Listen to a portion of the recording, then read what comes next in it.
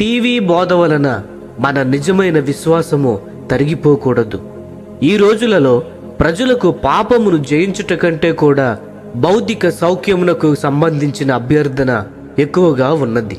అటువంటి వారికి వారి ఆత్మ కంటే వారి శరీరము సర్వముగా మారుచున్నది. ఈ పరిస్థితికి కారణము ఈ రోజులలో బోధకులే అని చెప్పవచ్చును. ఈ రోజుల్లో టీవీ బోధకులు మేలు కంటే ఎక్కువగా హాని చేస్తున్నారు. ప్రారంభ దినములలోని విశ్వాస వీరులు దేవునికి మనము మరి ఎక్కువగా ఏమి ఇవ్వగలము అనే తీవ్రమైన కోరికను కలిగి ప్రార్థించెడివారు.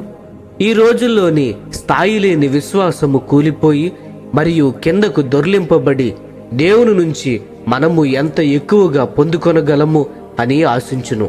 ఇటువంటి స్థాయి లేని విశ్వాసము కొరకు అనేక మంది విశ్వాసులు సంఘములలో చేరుచున్నారు. వారి స్థాయి లేని స్వార్థపూరితమైన ప్రార్థన వలన చివరకు సంఘములు కూడా వారితో కలిసి స్థాయి లేని సంఘములుగా మారుచున్నవి.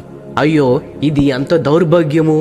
టీవీ బోధకులు ఎంతో త్వరితముగా విత్తుతున్న తప్పుడు విశ్వాసమునకు వ్యతిరేకముగా మనము తప్పనిసరిగా యుద్ధబేర్యం రోగించవలెను.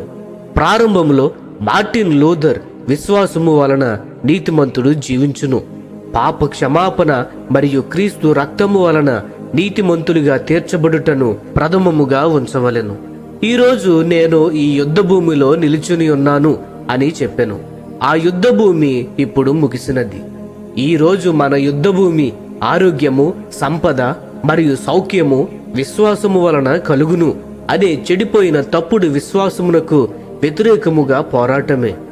ప్రార్థన అనునది శక్తివంతమైన ఆత్మీయ ఆయుధము. ఈరోజు అది కొంతవరకు చెడిపోయెను మరియు క్షీణించిపోయెను. అయితే గుంపు ప్రార్థన, గొలుసుకట్టు ప్రార్థన, మాస ప్రార్థన, ఇంకా అనేక ప్రార్థన పద్ధతులు కలవు. ఏ విధముగా విడిపోయి వివిధ మార్గములలో ప్రార్థించవలెనో అటువంటి ప్రార్థనను నిర్వచింపబడిన ప్రార్థనల వంటివి. అవును, ఈరోజు వేషధారణ అయిన భక్తి నిలిచి ఉన్నది. అంటే పైకి భక్తి గలవారి వలె ఉండి అక్కడ ఎటువంటి శక్తి లేదు. 2వ తిమోతీయులకు రాసిన పత్రిక 3వ అధ్యాయము 5వ వచనము గమనించండి. ఆయన రాజ్యము, శక్తి మరియు మహిమ కొరకు అంతము వరకు ఎవరైతే నిలిచి ఉందరో గొప్ప ప్రార్థనా వీరులుగా మారునట్లు ఈ పరిస్థితులను మార్చుటకు మనలోని ప్రతి ఒక్కరిని దేవుడు ఆశీర్వదించునుగాక.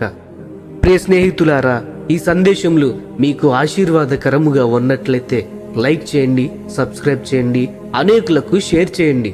మీ విలువైన అభిప్రాయములను కామెంట్ రూపంలో మాతో పంచుకొనండి.